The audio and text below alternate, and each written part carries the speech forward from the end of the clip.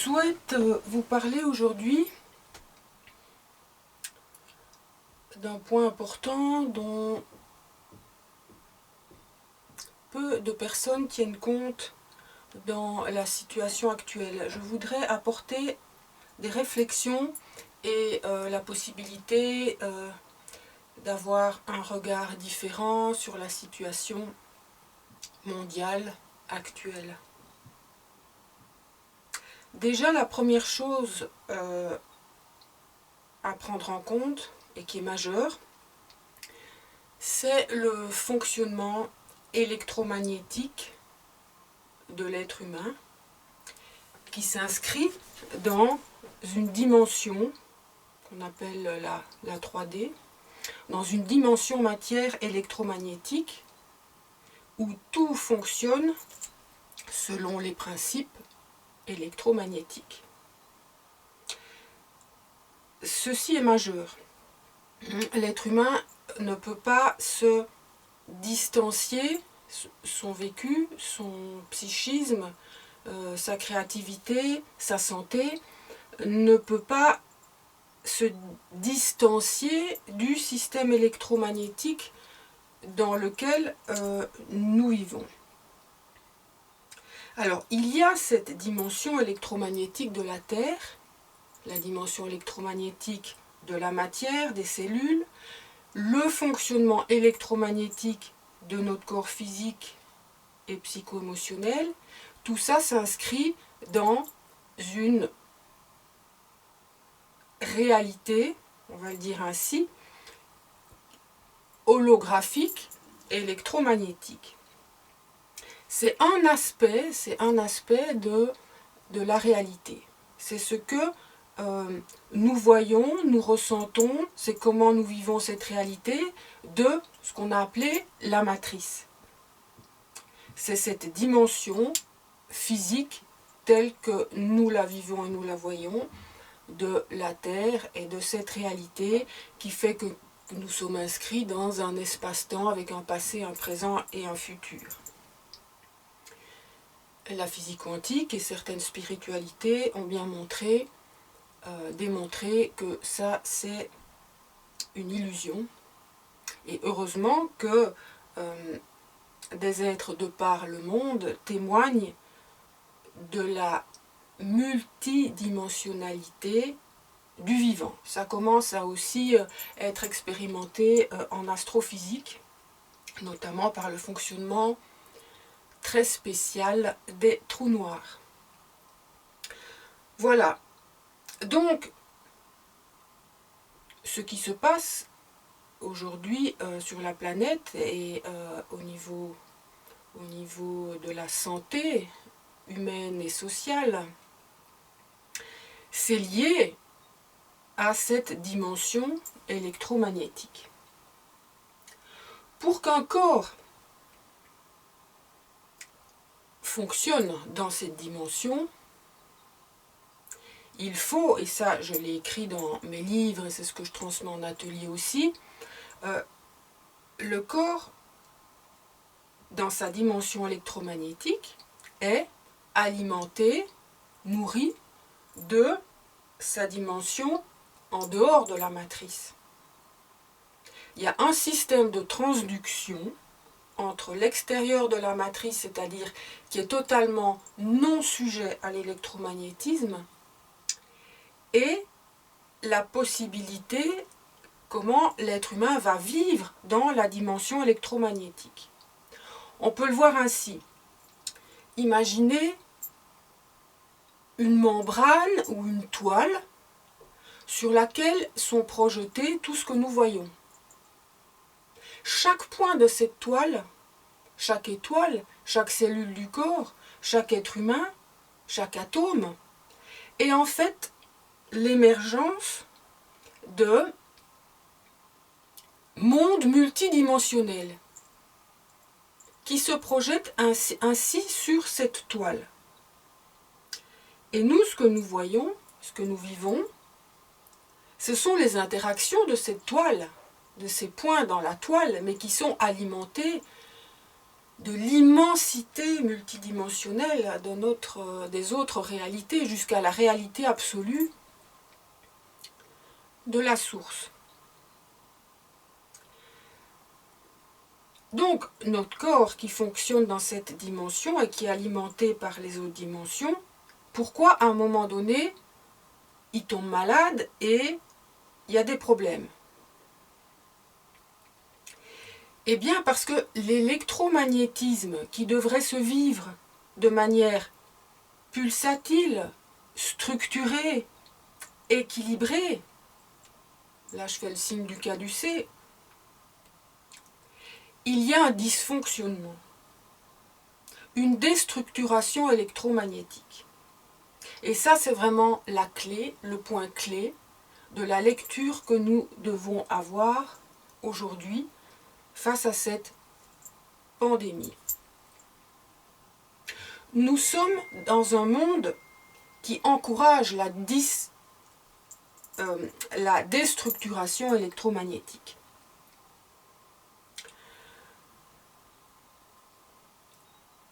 De par notre stress,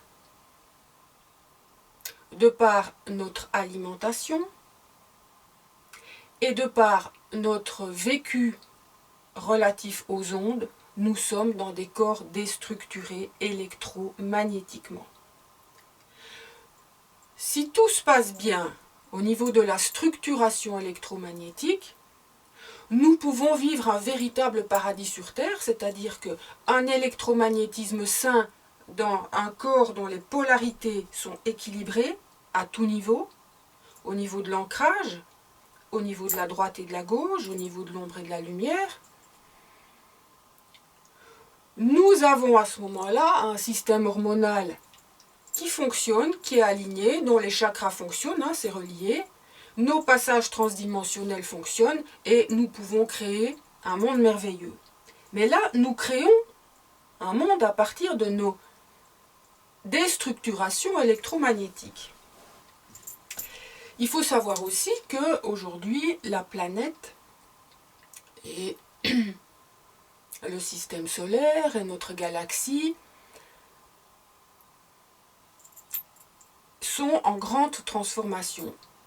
C'est la fin d'un immense cycle. À la fin du Kali Yuga, nous allons passer à un saut quantique de conscience ou non. Et ça se traduit, comme ça c'est toujours traduit depuis l'origine du monde dans cette ligne temporelle, ça se traduit par une baisse de l'électromagnétisme terrestre. Ça c'est prouvé scientifiquement, renseignez-vous. C'est ce qui fait aussi aujourd'hui le réchauffement climatique, les problèmes divers qui nous montent de notre intériorité. On ne peut plus rien garder sous le chapeau, là, dans nos tréfonds de l'inconscient, parce que justement la matrice électromagnétique est en train de se transformer et de permettre à nos corps,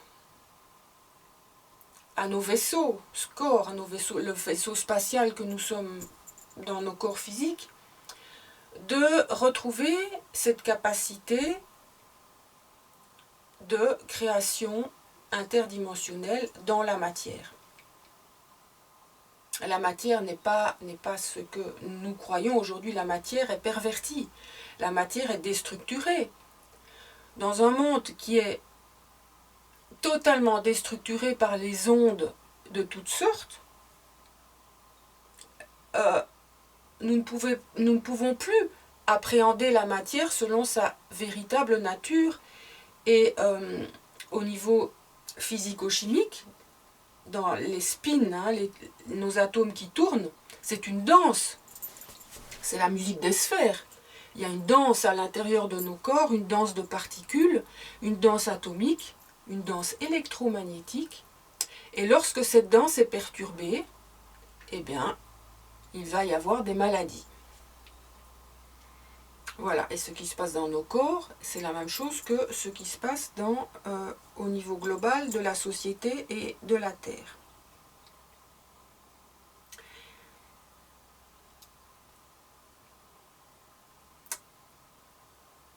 il commence à être prouvé, ça circule sur Internet, vous l'avez sûrement entendu, le lien entre la 5G et la naissance, la prolifération de ce virus. Ceci est très intéressant et contient vraiment un trésor d'informations.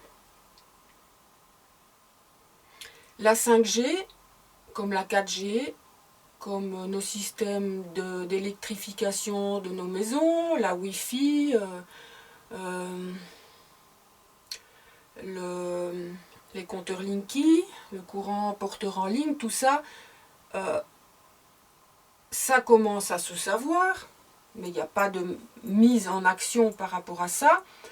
Ça a une incidence sur nos corps, c'est évident. Alors, nous pourrions vraiment imaginer que le virus, cette naissance du virus, est, plus qu'imaginer, nous pouvons le constater même, est liée à tout d'un coup une explosion de la 5G et une mise en évidence de nos maux internes liés à l'électromagnétisme.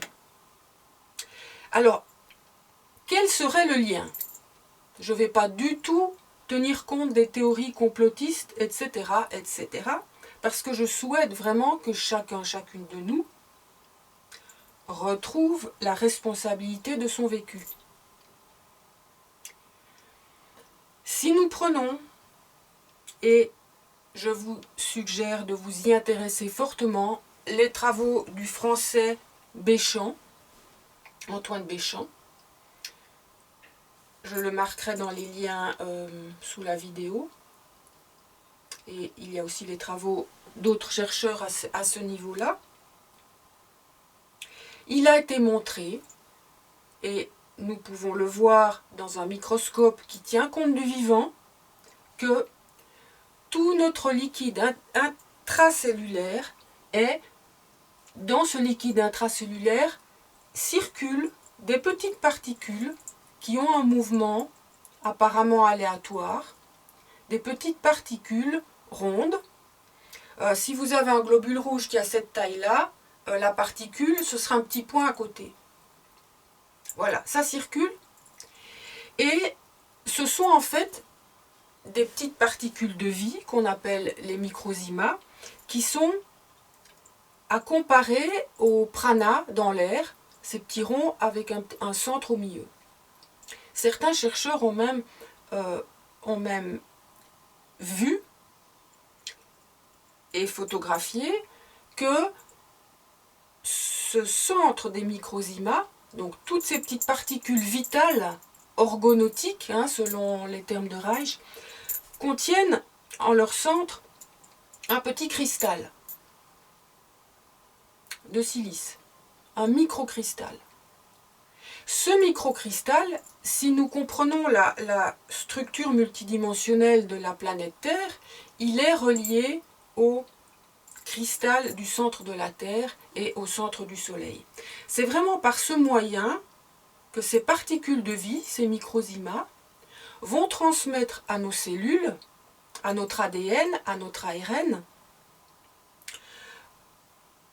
les informations dont le corps a besoin pour son homéostasie, c'est-à-dire pour son équilibre et son adaptation dans le monde dans lequel il vit.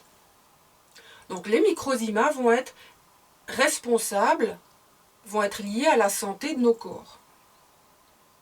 Le microzyma est électromagnétique et son cœur n'est plus électromagnétique. Il est lié à l'interdimension. Donc il est lié aussi à la conscience. Il a été prouvé que ces microzymas, selon le milieu, le terrain cellulaire, le terrain du corps, ce microzyma va se transformer selon la nécessité du corps en bactéries, en virus, en levure, en champignons. Donc ce sont des générations spontanées. Et ce sont ces virus, champignons, bactéries, etc., qui vont faire un travail de tentative de guérison du corps, sauf que vu je dirais, le déséquilibre actuel de nos corps physiques et notre difficulté à éliminer les toxines, le mal peut apparemment être pire que le bien, dans le sens où ça conduit à des tumeurs, à des maladies, à la mort. Voilà. Mais nous pouvons imaginer à ce moment-là que la mort est le résultat d'une tentative de guérison, que la maladie est une tentative de guérison. Vraiment, je conseille à toutes les personnes qui écoutent cette vidéo d'oser regarder le monde et le vécu de leur être et du corps et de la société en tenant compte de cette multidimensionnalité du vivant et comment notre être qui est, je vais le dire, l'être christique, l'être divin, l'être solaire, qui n'est pas touché par la déstructuration, peut agir dans la déstructuration. Aujourd'hui, il n'y a que ça. C'est vraiment ceci qui est le signe de ce qui devrait surgir de cette crise de guérison. Voilà, cette pandémie est une crise de guérison, pour moi, en tout cas.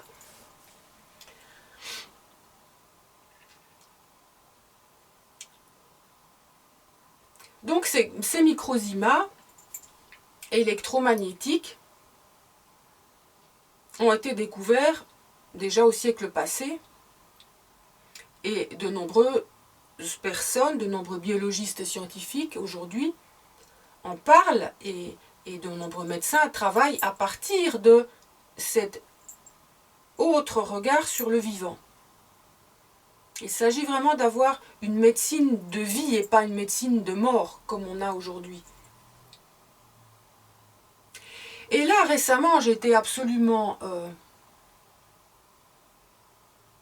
ébahie de la propagande de médecine de mort, de la propagande de mort qu'il y a sur Internet et sur la télévision. C'est aberrant comment les programmes de télévision propagandent pour une médecine de mort.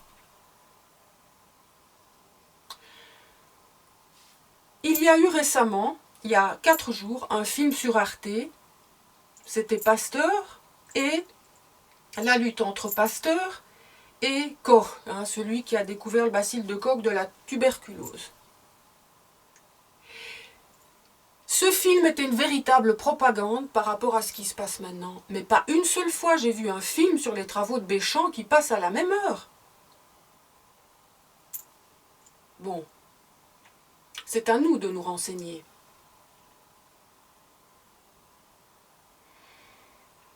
Alors,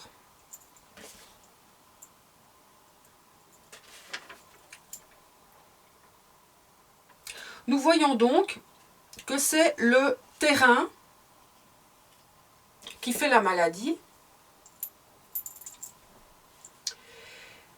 Comment faire aujourd'hui? Déjà, la meilleure protection, il y a 3 choses sur lesquelles il faudrait agir. C'est notre environnement électromagnétique, notre nourriture et notre conscience et psychisme, c'est-à-dire notre stress. Nous avons là vraiment les 3 facteurs qui font qu'il y a une pandémie qui est sortie, pour moi, en génération spontanée, en réponse à une maladie sociétale et à une médecine de mort.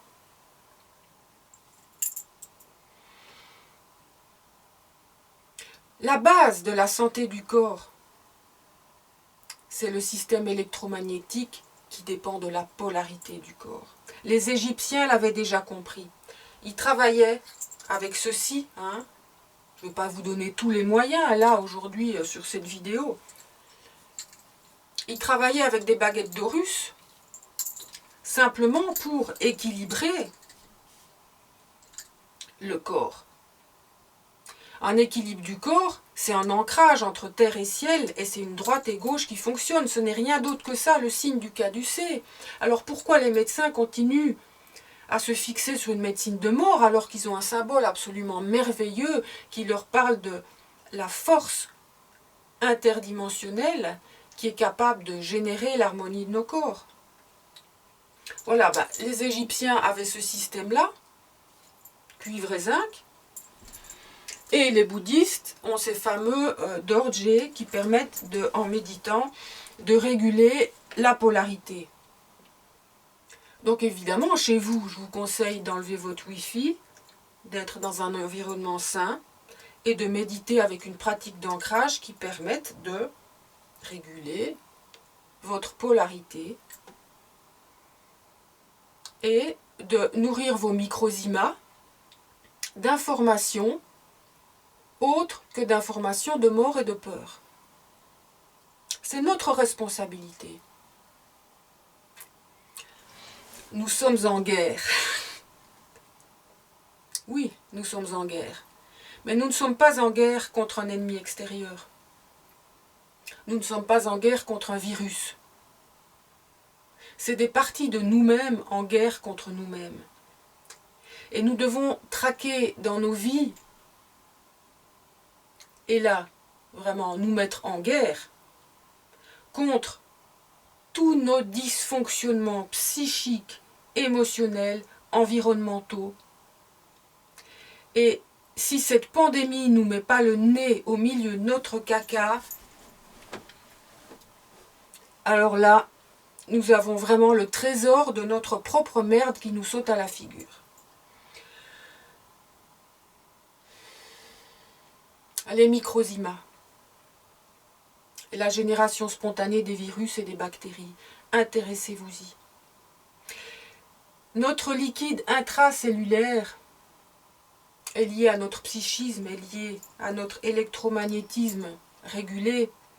Il est lié à notre équilibre acido-basique. Là aussi, vous avez les deux polarités acide-base.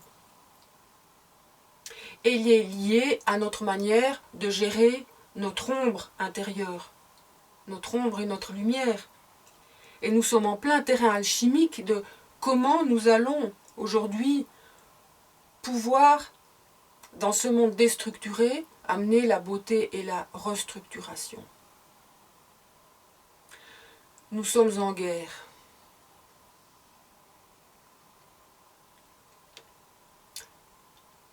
Contre nos fonctionnements destructeurs. C'est la seule guerre que nous pouvons aujourd'hui réaliser. Et nous pouvons la réaliser avec amour pour nous-mêmes. Parce que c'est beaucoup d'inconscience. Nous faisons ce que nous pouvons avec l'inconscience mondiale.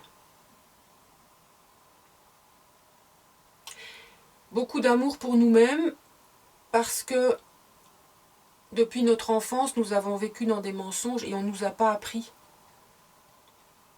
Donc beaucoup d'amour pour nous-mêmes. Mais aujourd'hui, prenons en main notre propre destin et notre propre santé sans nous remettre à des papas, Dieu tout-puissant, extérieurs.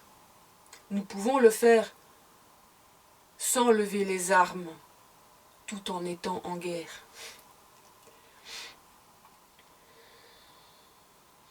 Quelques mots au sujet de la vaccination. Le corps développe ses propres spécificités au niveau de l'immunité. Donc les microzymas sont responsables, donc leur fonctionnement de l'immunité du corps. Et chaque microzyma a une spécificité par rapport au corps qui l'habite.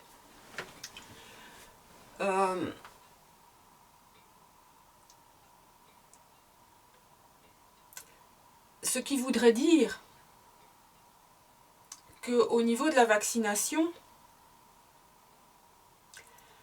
il faut vraiment viser à la voir de manière d'une isothérapie. Un vaccin, quand il est produit en grande quantité,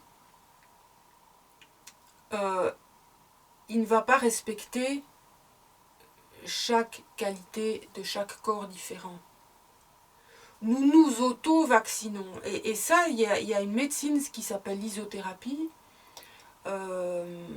qui permet de développer notre système immunitaire. Alors, par bol, on va le dire comme ça, par chance, il y a des vaccins qui ont fonctionné. Mais il y a des vaccins qui créent la mort.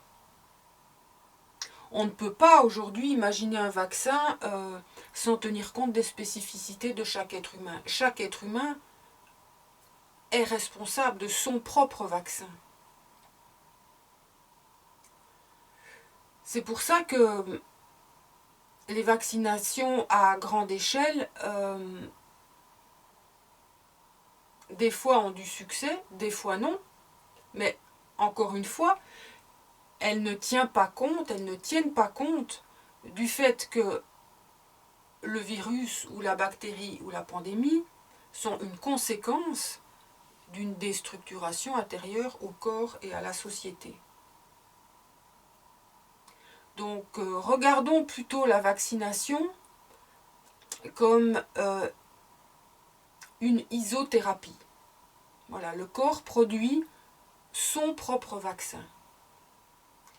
Et je vous suggère de vous renseigner aussi sur Internet sur l'isothérapie. Iso, c'est identique, c'est-à-dire se vacciner avec ses propres informations. Ou homéopathie aussi, donc identique à nous-mêmes. Voilà, la vaccination doit aussi être vue au niveau de ses implications, de comment ça fonctionne et voilà, ça éviterait aussi de nous injecter des produits chimiques. Pour la vaccination aujourd'hui, c'est un système de mort.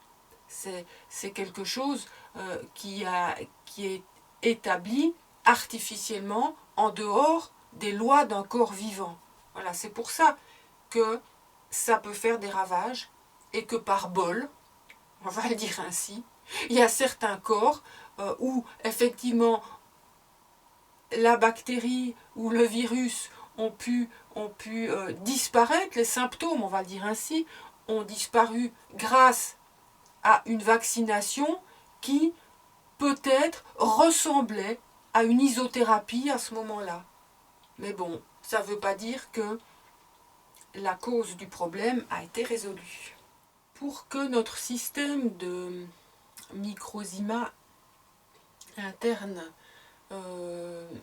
soit en santé et permette l'homéostasie de nos corps, donc on l'a vu, le milieu interne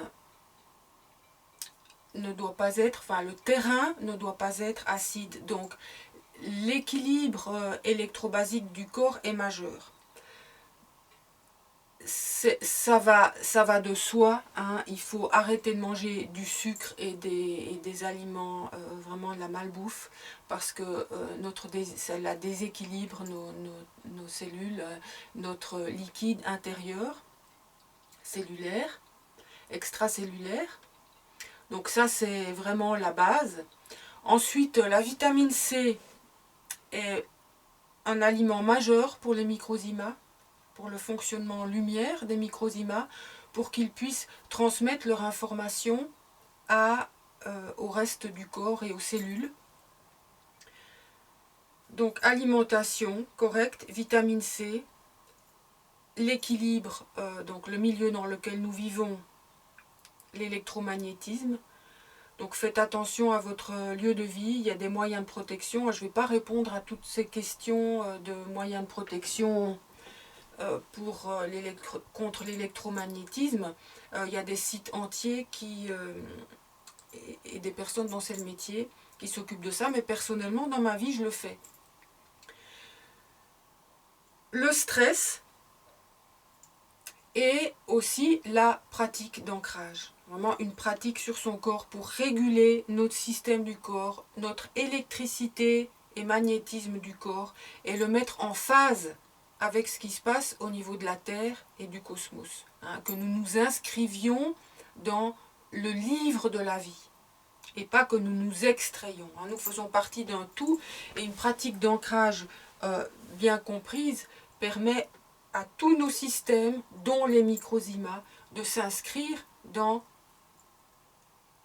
la mouvance et les apports d'informations cosmiques et dans l'intelligence universelle. Voilà, c'est vraiment ça. Il n'y a pas d'ennemi extérieur. Changeons ça dans notre conscience. Il n'y a aucun ennemi extérieur. Le seul ennemi, ce sont les égrégores que nous pouvons construire par notre conscience, notre pensée déstructurée et notre psychisme, et que nous nourrissons de notre précieuse énergie, ces égrégores qui, pour finir, prennent possession de l'humain. Nous sommes possédés par les égrégores que nous créons. Et franchement, quand je vois sur Internet tout ce qui circule au niveau de la peur, avec des photos du virus comme une bombe prête à exploser, partout, mais vous imaginez les informations que notre corps reçoit? Désolé, il va la créer, la bombe. Voilà, c'est vraiment, encore une fois, le trésor qu'il y a derrière, c'est l'émerveillement de notre pouvoir créateur. Nous sommes vraiment des êtres immenses, merveilleux. Oui, ce que j'ai encore oublié de dire au sujet des microzymas, c'est eux qui permettent le système d'énergie, de gestion énergétique du corps. Grâce aux microzymas, s'ils fonctionnent bien, s'ils sont vraiment en harmonisation vibratoire avec le tout, ils vont permettre la gestion de l'ATP, c'est-à-dire l'adénosine triphosphate, qui va être le matériau énergétique de nos cellules. Donc tous ces corps qui sont dévitalisés, qui sont en vide énergétique, il y a un problème de gestion de l'énergie, de par notre état d'être, et à la base c'est vraiment le microzyma et l'ATP. La base de la santé, c'est notre gestion électrochimique, électromagnétique. Dans toutes les maladies, il y a une problématique de polarité, une problématique de non-gestion énergétique. J'aimerais vraiment que de nombreux chercheurs puissent, je sais qu'il y en a, puissent aujourd'hui mettre que la place leur soit faite dans les médias avec application directe de ce qu'ils ont trouvé. Mais en tout cas, chacune de nous peut aujourd'hui mettre en application directe ces informations qui transitent aujourd'hui de cette manière-là à travers cette vidéo. Merci. Ce que je voulais dire aussi, c'est que si on regarde chez les animaux, chez les lapins, chez les humains, dans ce monde mammifère, il y a toujours eu des pandémies. Les pandémies sont une tentative de guérison d'une société malade.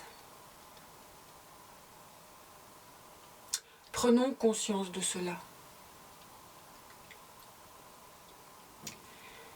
Et les pandémies vont évidemment être aussi un système d'autorégulation d'une population, dans le sens où ça va être les plus déstructurés qui vont partir en premier. Ça fait partie de la sélection naturelle.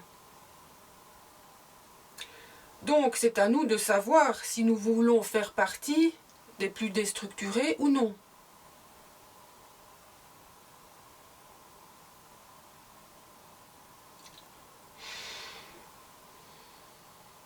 Et protéger